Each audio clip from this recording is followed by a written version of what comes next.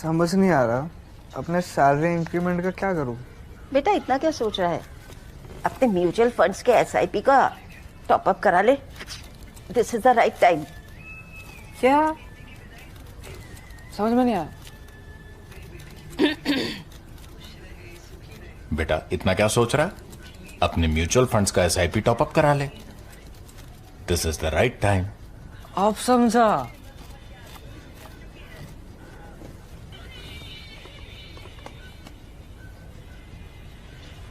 Mutual fund investments are subject to market risks. Read all scheme-related documents carefully.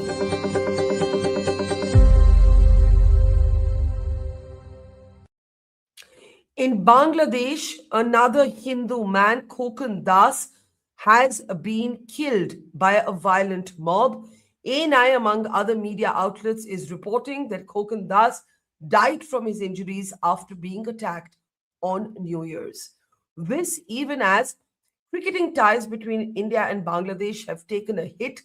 Shah Rukh Khan-led KKR today dropped a Bangladeshi pacer on instructions from the Board of Cricket Control.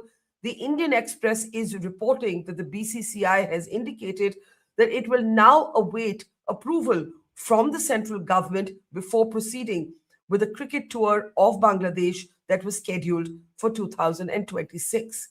This even as in the past few days, Foreign Minister Jaishankar did attend a funeral memorial of Khaleda Zia and indeed even met with her son.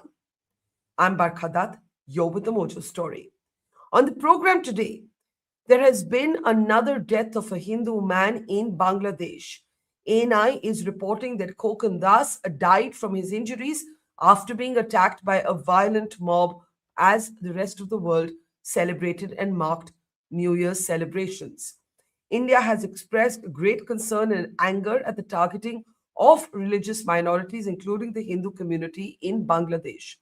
Even as this grim news comes in, according to media reports, there has been another twist, another knock for the relations between India and Bangladesh amid soaring tensions.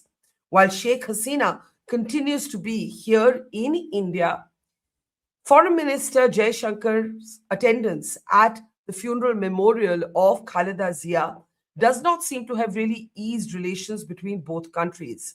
Today, Shah Rukh Khan-led KKR announced that it would be dropping a Bangladeshi pacer that had been bid for the upcoming IPL. In effect, this means that after Pakistan, Bangladeshi players also are not going to be part of the IPL. The Indian Express is further reporting that the BCCI has indicated that it will need government approval before proceeding with its cricket tour of Bangladesh, which was scheduled for 2026. Is this an appropriate decision in the circumstances? After all, some engagement between Delhi and Dhaka has continued through these troubled times. Minister Jaishankar was in Bangladesh recently to offer condolences on behalf of India after the passing of Khaleda Zia. Her son, Tariq Rahman, back in Bangladesh after 18 years in exile, is widely expected to be the next Prime Minister of Bangladesh. How do we read what's happening between India and Bangladesh? This on a day, by the way, that Donald Trump has invaded Venezuela, capturing its leader and his wife. Those are the pictures that you see on your screen. While there was an official Chinese delegation visiting Venezuela, this is opening up, perhaps some might say, the pathway for China to also proceed with aggression vis-a-vis Taiwan. There's a lot of balls up in the air, including diminished world tension for what's happening in our immediate neighborhood. I want to welcome our three very special guests today. Suhashi Haidar is with us. She's the diplomatic editor of The Hindu. It's always a great pleasure to have her with us. Padma Rao is with us. Padma is, of course, one of the country's senior most foreign correspondents. Always good to have you with us, Padma. And veteran diplomat, Ambassador Veena Sikri, someone who has, of course, in her many avatars, also spent time in Bangladesh on the ground, is with us as well. Thank you very much. A turbulent 24 hours, a death in Bangladesh, a cricket twist between India and Bangladesh, a war by Trump on Venezuela. Ambassador Sikri, let's focus on our neck of the woods, our immediate neighborhood. Another death of a Hindu man now being reported by ANI, by NDTV, by Hindustan Times, that Kokon Das has succumbed to his injuries after a violent mob attacked him on New Year's. That has happened alongside Shah Rukh Khan's KKR being asked to drop a Bangladeshi pacer from his stream. KKR has issued a statement saying that it has complied with this intervention from the BCCI. What do you make of these developments? Some, like Suhasini, for example, posted on X today saying if the government is engaging with the government of Bangladesh, which we are, if Foreign Minister Jaishankar could be present in Dhaka engaging with Bangladeshi politicians, why suddenly have we seen this shift in policy when it comes to the IPL? What are your thoughts? And of course, this tragic, tragic death, the images of Kokon Das on our screen, even as we speak about cricket, it's often counterintuitive. Many of us wondered why we had to go and play that match with Pakistan after Pahalgam, but we did, and the government drew a distinction between multilateral tournaments and bilateral ones. What do you make of what's happening?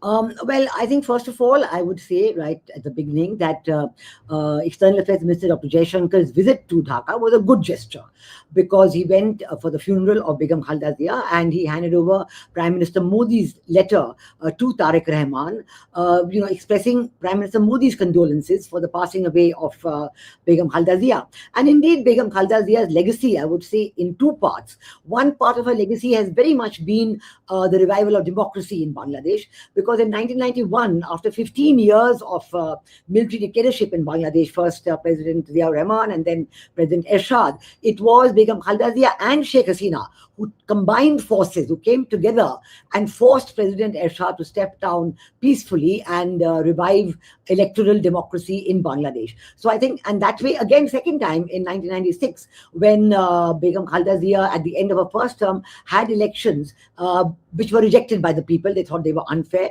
And then PM Khaleda Zia joined hands again with Awami League and others to bring in the caretaker system of government and to redo those elections. And then, of course, we know that Sheikh Hasina won those elections. So I think PM Khaleda Zia's legacy to democracy is important.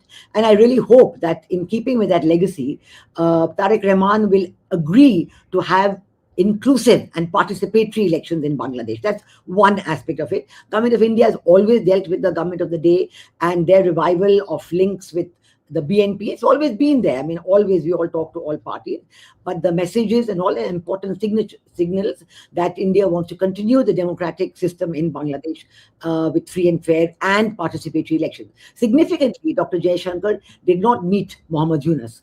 And that is a significant aspect because everybody else who went among the foreign dignitaries for the funeral duly called on Muhammad Yunus. Our External Affairs Minister did not. And I think that signaled India's extreme unhappiness with the way in which the Yunus regime has been completely unable and unwilling. I think unwilling here is the key word.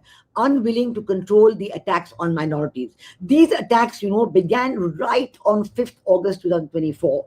I think Sheikh Hasina's plane would barely have left Dhaka when the mobs, and it's all a mobocracy and complete anarchy in Bangladesh, even today as we speak, the mobs targeted two things. One, they targeted anything to do with the Awami League, Sheikh Mujib's statues, any building named after him, Dhanmondi, his home, everything. The second was the minorities, the Hindus, the Buddhists, the Christians, the Sufis, and the Ahmadiyyas.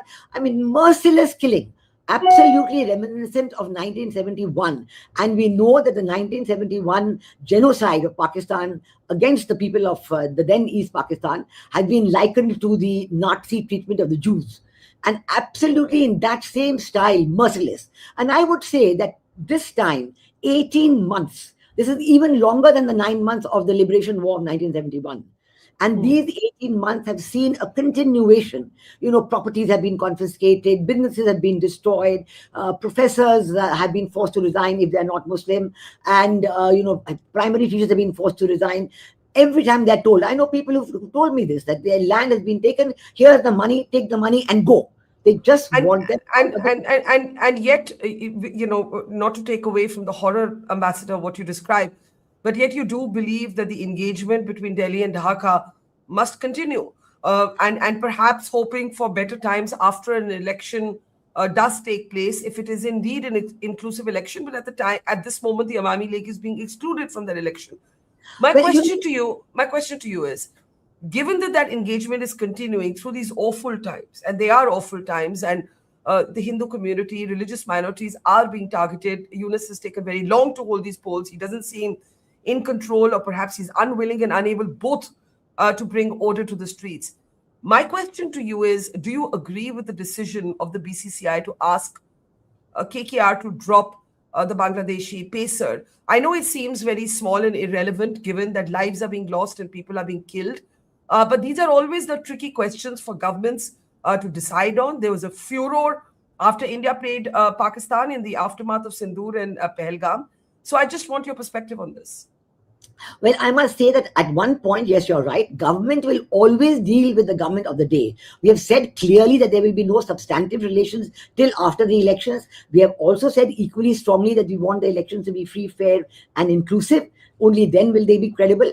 So that at that level, that government to government, the minimal, as I said again, Dr. Jaishankar did not call on Mohammed Yunus. I think that will continue its own way. But you cannot take away from the popular feeling of absolute disgust, of absolute horror. And government of India has said this so often. You know, on the 8th of August last year, Prime Minister Modi, in his message of felicitation to Mohammed Yunus, actually mentioned the treatment of minorities, because even in the 4 days between 5th and 8th of August last year, the killing was so intense that Prime Minister Modi felt obliged, felt that he had to mention it. It was so serious. So I think that government has expressed its views, but right down the line, the fact that the killing in Bangladesh is now replicating what has been happening in Pakistan all these decades, which has meant that, the population of minorities in Pakistan has come down to, not only single digit, but like less than even a single digit. Like 1%, little more, little less than 1% or something. So I think that the popular horror, with the very deliberate way, Deepu Chandra Das, the way he was pulled out of the factory, handed over by his own factory, the people who employed him, the mob outside, on some trumped-up charges of blasphemy. The present, Mr. Bishwas, who has been literally on his return, he's an entrepreneur, he returned from his job and he was pulled off his motorbike, yanked off, dipped in petrol, and set ablaze. What is this? It's worse than medieval. It's barbaric, and it's to send a deliberate message: A, to India, saying this is what we want to do, and B, to the other people there. And I think, sorry to interrupt. Let me bring in Suhasini. Suhasini, I'm going to take the cue from what you wrote on X. You believe that there's a contradiction somewhat. You didn't use that word. I'm using it. You believe that there's a contradiction somewhat in the fact that Foreign Minister was in Dhaka. Master Sikri draws a distinction between attending Khaleda Zia's funeral memorial, meeting his son, and very distinctly and pointedly not calling upon Mohammed Yunus, and therefore making the point that all is not normal. Where do you see the contradiction between Delhi's engagement with Dhaka, 2 steps forward, 1 step back as it may be, and what has happened with KKR and the Shah Rukh Khan-led team? No, Barkha, you're right. It is a contradiction. I think it's more than a contradiction. It is sending very, very confused signals for where the government stands on any of these issues. Ambassador Sikri pointed out that Mr. Jaishankar did not meet Mohammed Yunus, who's the head of the interim government, but he did go to Dhaka, and he did meet with the foreign affairs advisor of the interim government, Tawhid Hussain. So I don't understand what that message exactly is. If we just want to say whatever we do, whatever the government does is correct, okay, then I'm willing to just go with that. That the government decides at different times. The Indian cricket team a few months ago played cricket with the Pakistani team, did not shake hands with them or accept an award from a Pakistani ACC chief. But External Affairs Minister Jaishankar there in Dhaka shook hands with the Pakistani leader who was representing Pakistan at that. So, I just feel that when a country of India's stature and a country of India's particular relations in its neighborhood, let's remember, this is not just any old relationship. This is a relationship with Bangladesh. When the Bangladesh cricket team began in 2000, India was instrumental after that in bringing it into the test playing nations. I don't know too much about cricket, My own question is that if you are going to cut away at each of these places of the soft side of the relationship, then what is that message you're giving in terms of the actual bilateral relationship? Are you saying now Bangladeshis are not welcome to take part in the IPL? Is that going to be a rule? Or is it a response to these horrific, barbaric acts that have happened inside Bangladesh to Bangladeshi citizens? In which case, are we now creating a caveat that says when minorities are attacked in any other nation, India will not play cricket with them, or India will not accept their players in the IPL? In which case, when minorities inside India are attacked, are lynched, are killed brutally, pulled out of trucks, and beaten to death, is there going to be some kind of an acceptance that what are we going to do then? Say certain states where these things happen, those are not. I'm not being absurd here, Barkha. I'm saying, what is the line? What is the message the government is trying to give? Or is it that we wake up every morning and New Delhi has a new policy? On one particular day, we had on 16th December, as far as I remember, there was the Bangladesh Liberation Day. The High Commission held a meeting. I think Ambassador Sikri was there as well. Ambassador Sikri was not there, but other former Indian ambassadors were there. The MEA's representative, the entire desk of the MEA that deals with Bangladesh, attended that. The next day, the Bangladesh High Commissioner was called in and given a démarche over the killings inside Bangladesh. Now, my own understanding is that if a country of India's stature wants to deal with a situation with an important neighbor like Bangladesh, this is a neighbor who abuts 5 of India's states. This is a neighbor that has a land boundary of 4,000 plus. It's the longest land boundary India has. If that is a country that India wants to have a serious relationship with, or make its unhappiness clear, if it wants to say we don't like what you're doing and we are going to deal with it, then don't trivialize it. Don't make it into, okay, now we're not going to play cricket with you. Now we're not going to do this with you. But on the other hand, we will attend a funeral in Dhaka, at which point we'll meet so-and-so leader, but we won't meet so-and-so leader. I'm just saying, I don't think that there is a consistent, clear message that behoves a country of India's stature here. Padma, which side of this do you weigh in on? Two very differing perspectives there. I agree with parts of both what both my fellow panelists have said.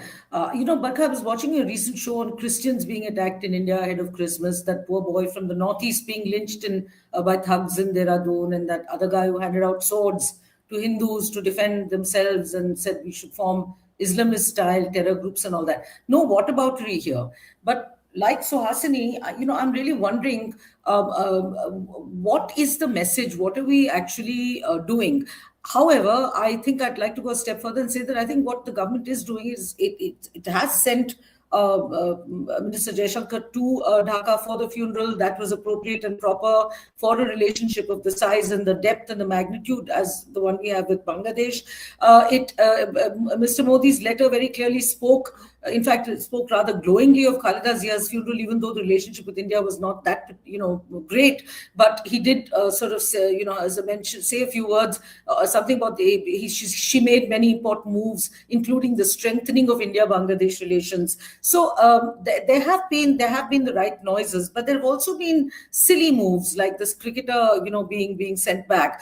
I mean, I think what we unanimously agree on is that no matter which religion, law in any country must act against these instigators of violence and such unlawful acts. And it would help if the top leadership spoke out. But okay, that hasn't happened so far in Bangladesh, but what is the top leadership? I mean, even if Yunus were to offer words of condemnation or sympathy, it's hardly likely to change anything on the ground now. He is definitely on his way out. So you don't agree? So you don't agree with the BCCI intervention in Shah Rukh Khan's speech? Absolutely not. I think it's ridiculous. I mean, we played against Pakistan on the heels of the Pahalgam attack and Operation Sindoor. And, and all this sort of this dithering over which way to react, I think is completely unnecessary, but understandable, because I think some of those moves are more for the opticals of those moves within India, for instance, as BCCI, for instance, and I think some of them also emanate from pure greed. At least the India-Pakistan match after Operation Sindoor, it made millions and millions for all those who were involved. So I'm sorry to be such a cynic, but I think that was what really prompted them to go ahead with the match, and I don't agree with that at all. Either you condemn something or you don't. Just for the sake of money to play one of the biggest, one of the matches that a match that is one of the biggest revenue earners is certainly hypocritical. And but the moves have been made. In fact, we have even reached out to the Jamaat Islami in Dhaka. There were meetings, unconfirmed meetings, which apparently, going by the Jamaat Amir, were kept secret at India's request. So there have been moves, we're making all the right moves externally, and we're making a lot of moves that look silly from the external policy point of view, but I think they should be just laughed off as being largely for the optical effect on domestic audiences. For instance, this Bangladesh cricketer being sent home. So I, as I said, I tend to agree with parts of what Suhasini and Ambassador said. So let me bring in Ambassador Veena Sikri here. I think it's too simplistic to say sports and politics should not be mixed, because if you look at the world in the aftermath of Russia's war against Ukraine, there have been large sporting international tournaments where Russia has not been able to participate as Russia, where Russian athletes have not been able to take part as Russians. We have a long history of countries taking positions on principles that they believe in. So I think it's too simplistic to say sports and politics don't mix. However, I do think that there's a point about consistent messaging. And I want you to respond to that, right? What are your red lines? It doesn't mean they are your red lines forever. Things can change and your red lines can change. But in the same environment with the same set of information, why is there this confusion? No, I think let me correct one point that Suhasini said. One is that External Affairs Minister did not meet Tawheed Hussain. And Tawheed Hussain himself has put out a statement on that. There was a statement by the BSS, the Bangladesh Sanbad Sansa, the news agency, saying that Tawheed Hussain himself said it was purely for the funeral. There was no bilateral meeting, no one-to-one. So that was his explanation to his own people, saying that the reason why Dr.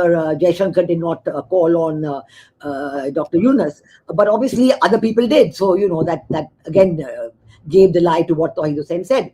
I think let me come first to the thing about Mustafizur Rahman on the cricketer.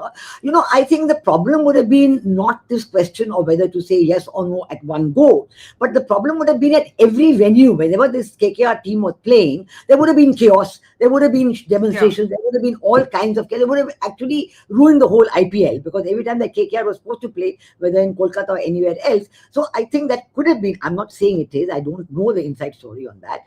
I'm saying it could have been one of the reasons why after the bidding for Mustafizur Rahman went to its logical conclusion and KKR took him on, but within 24 to 48 hours there was such a lot of popular discord. And I think that one has to understand, please, let's not put it just as questions of Hindus being killed or minorities being killed, but these are barbaric acts. Please understand. I mean, humanity, common man is moved by that. And if you see just see one thing from the point of view of the minorities in Bangladesh itself, I think all of you I cannot imagine that there's a recommendation that we should just ignore it.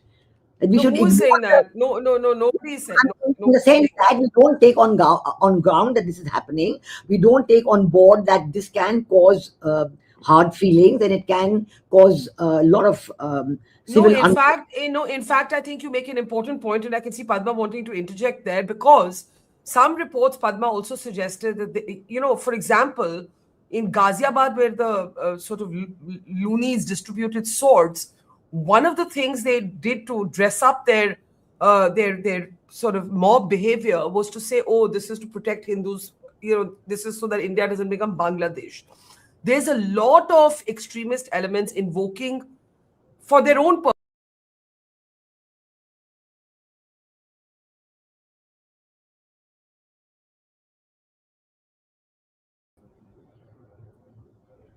Sorry, I don't know what happened, but I'm back. You can go ahead and speak, Padma.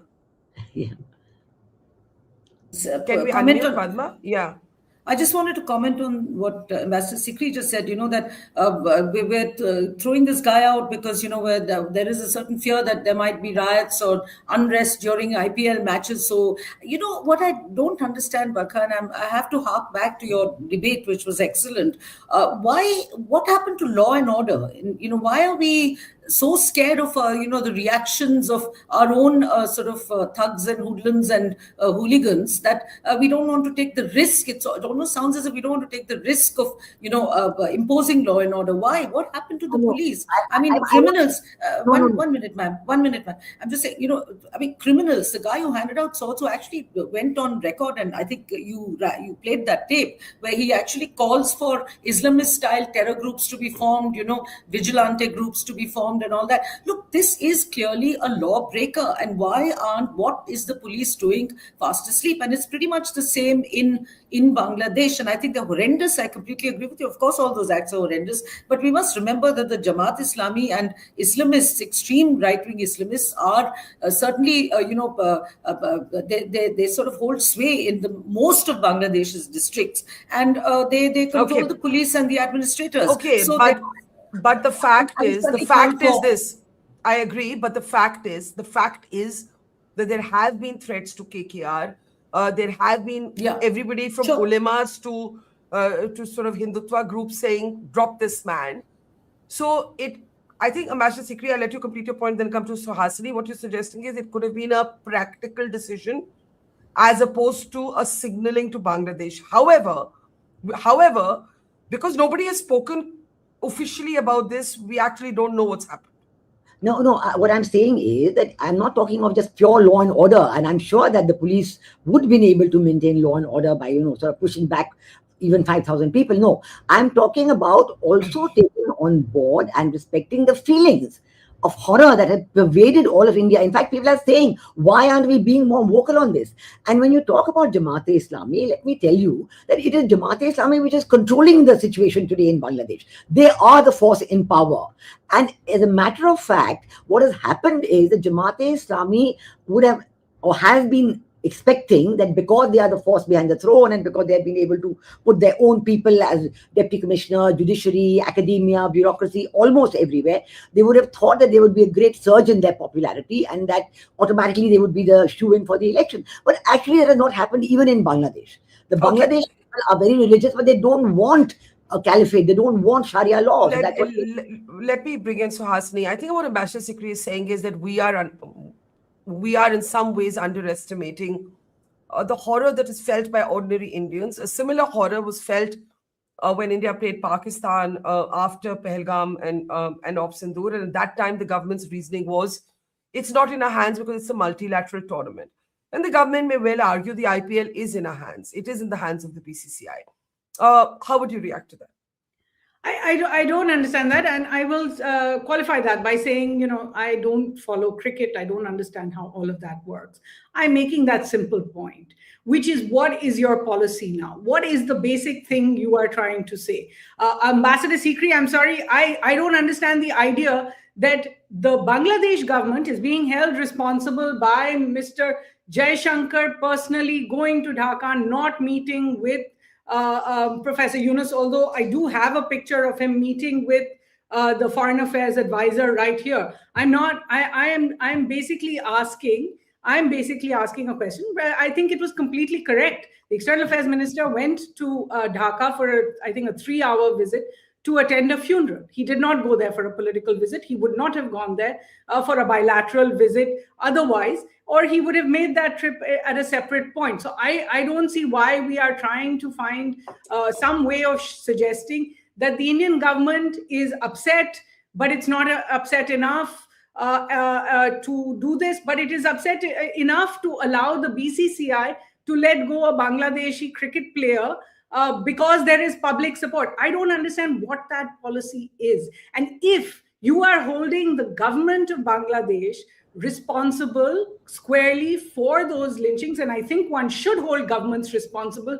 when there is a breakdown of law and order of the kind that we have seen in Bangladesh, then firstly, one must have the humility to accept that even in India, when somebody gets lynched to death for his religion or for his looks or for where he comes from, then that government must be held responsible here as well. My point is very simple, which is that if you want to mix cricket with this, then explain to me what the line is. Is the line that we will not play with Bangladesh now? Bangladeshi players are not welcome. Is the line we think that there may be a law and order issue and we cannot control the law and order issue, so therefore Bangladeshi players should not be there? Make that point.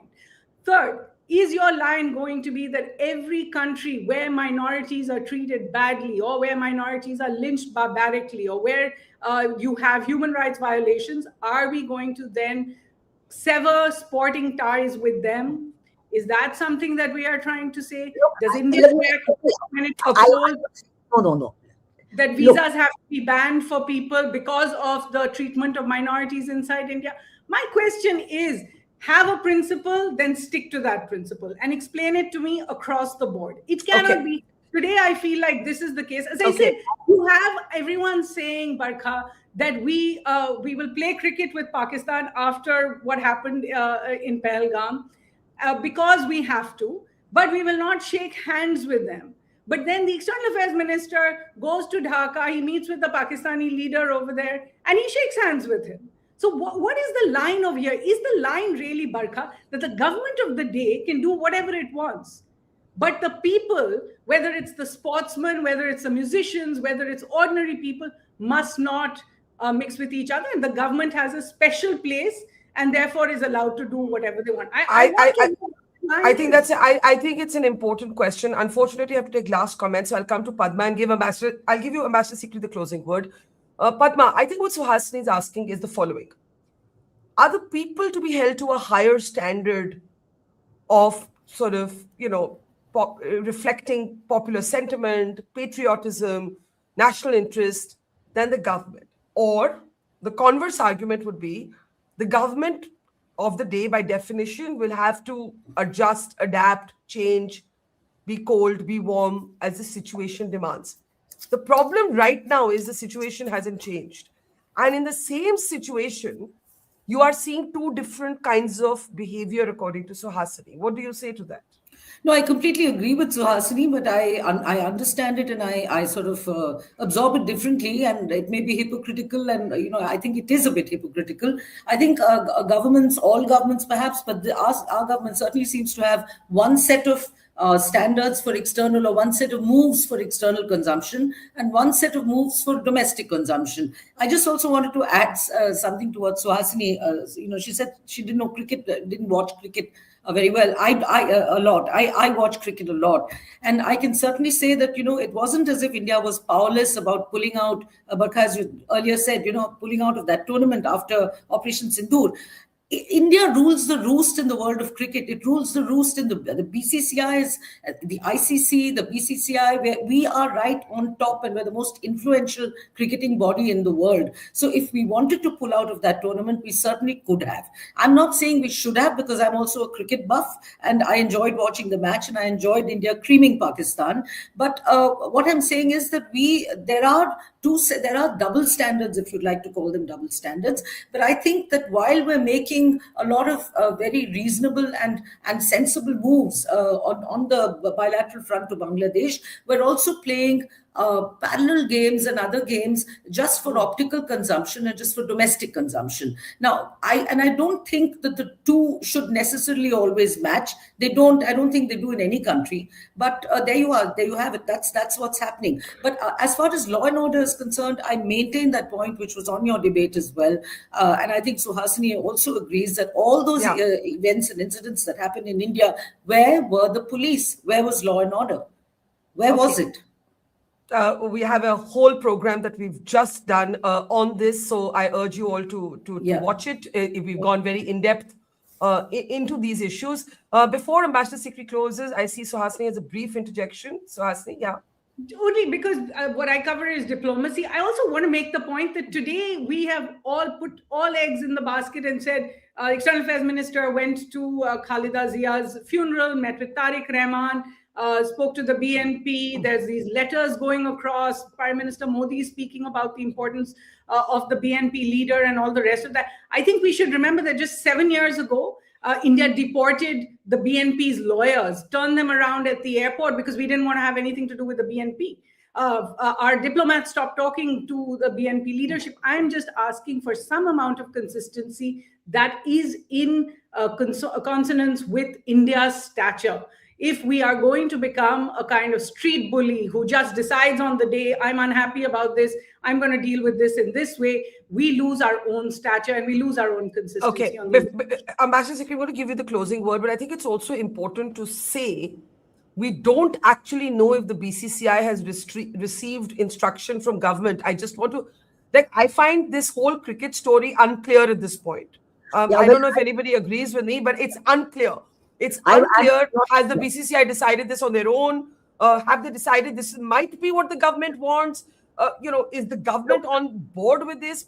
We don't know enough right now. Yes, so, all right. Yeah. But I am not going to talk about cricket at all because I agree with you that I'm not going to go into the niceties of whether somebody has told BCS or not. Please, I'm not going to go into that. But I do take strong objection to the way Suhasini is trying to portray, Indian government policy. I do not think that generalizations are the strength of anybody's foreign policy. Foreign policy is not based on generalizations. Foreign policy is based on the expression of national interest at a certain point in time, given a certain set of circumstances. So to point to a photograph of with Tawheed Hussain and say, look, he met him. I mean, at the airport, Tawheed Hussain would have been there and he would have sort of maybe, said something to him. Tawheed Hussain is himself saying that there was no one-to-one meeting. And secondly, generalization number 2. Imagine saying the Indian government is responsible for any lynching held in India. I mean, we know that Bangladesh has a unitary form of government. We know India has a federal form of government. There are state governments which have the full responsibility for law and order. Whenever any lynching, any unfortunate incident concerning minorities takes place in India, then immediately judicial action is taken and there's an immediate report. It's not as if it goes under any, huge carpet or anything like that. More than anything, I mean, the media follows it extensively, quite correctly so.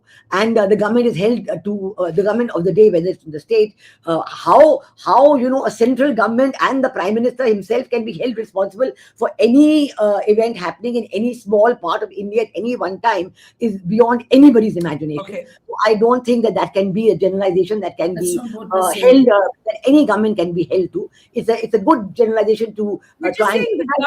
No, we're not talking about... To say that's that not what we're saying. I have a foreign policy that will have one general kind of approach, very neatly wrapped up and saying, okay, here it is, every day it is going to be. Foreign policy is conducted according to the need of the time. From the first day, our government said that we always deal with the government of the day. I think the question, ma'am, let me be specific and not general. The question is about inconsistency. Now, I completely agree. I should say this. I completely agree that diplomacy has to adapt itself to a certain set of circumstances. When the circumstances change, diplomacy will change. There's no question of consistency over the years. No question. And that's clear. Even in a week, things can change. Agreed. Now, in these circumstances, right now, here and now, I think the question both of them are asking is our messaging consistent? That's the question. No, there are two sets of questions. One is about the cricket. One is about Mustafizur Rahman. You yourself said that maybe I don't know. I have no idea. I also don't know. So I'm not talking about cricket at all. But I'm talking about the general question of how to deal with the Bangladesh, what is happening there. And, to compare that, 7 years ago we said this about BNP. I was there when BNP government was in power. I know we kept in touch with all of them. And we've always kept in touch with every political party in every country because it's not a question of just wanting one part of the day. And if everybody is talking about, putting Sheikh Hasina in, all the eggs in her basket, that was a very specific aspect because she respected India's security red lines. I know that when Khaleda Zia was Prime Minister and the BNP, the security red lines about the Northeast Indian insurgent groups were completely ignored. And when Sheikh Hasina came and they were accepted, then we had 15 years of peace and development in Northeast India. because the insurgent groups were not being supported anymore. And for 15 years, Northeast India even forgot what insurgent groups were like. And now, of course, Paresh Barua is back in Dhaka, etc., and all of that is there. So, these things have to be taken on board as they develop. We said on the first day in last August, I think it was August, that, we will deal with the government of the day, because with a 4,000-kilometer border and a trade which is very huge, there are day-to-day aspects that have to be dealt with. You cannot ignore them. Security at the border, people crossing over illegally, all of that. But in terms of substantive decisions, we said we will wait for the elections. And now we've said we'd like the elections to be free, fair, and inclusive.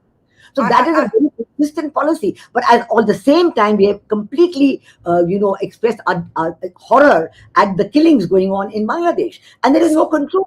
So I was going to close, but both Padma and Suhasini want to respond. So we'll do another round of comments. Suhasini, to you first.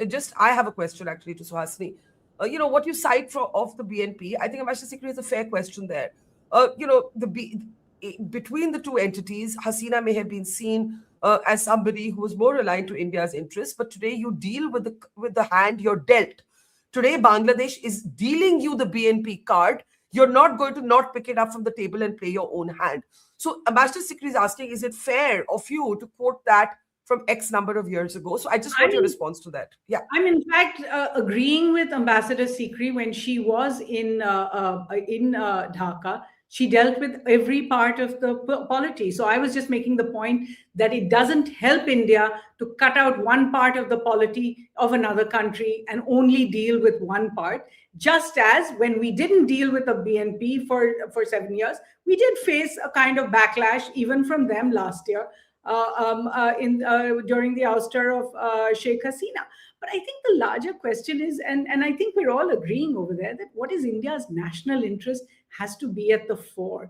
This cannot be about making decisions on the fly without realizing what is the larger interest of India, how India is perceived in our neighborhood. And we do have a larger than life perception there. And when we are consistently seen as trying to punish a country in the neighborhood, while being kind of quiet about what our own... You can have 2,900 incidents against minorities and you're calling it punish? I mean, I don't understand what's going on. It's not about minorities. The minorities are being treated badly. There's no question about that. I don't understand why it should even be. Okay, you're all speaking together. I let Suhasini complete her sentence, then Padma, and then... That if we have decided that we are going to behave in a certain way, then have the consistency to go ahead. Nobody is doubting that it is wrong to treat minorities in this particular manner, to have these lynchings and nobody being held to account in this particular manner. I'm just saying that we will have to show the power of our example over here. It is not just about showing the example of our power. Okay, Padma, briefly, if you will. Yes, there are also comments in the audience stream saying that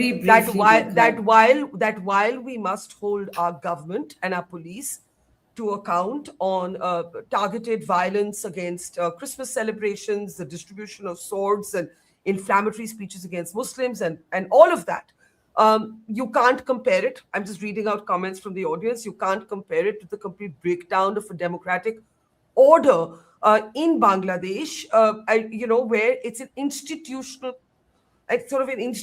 breakdown.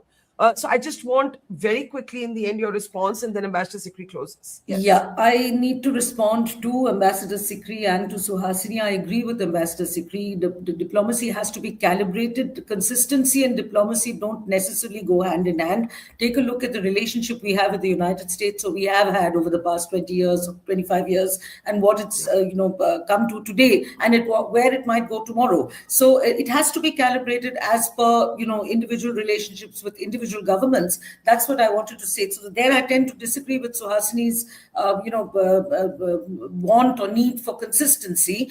But and again, as I said, the domestic moves don't necessarily have to be coordinated with diplomatic moves. I just wanted to say to Ma'am Ambassador Sikri, it's not by asking for law and order, as we have been asking on this show and on Barkha's previous show, for asking for the police to do their job by simply arresting those who go against against the law.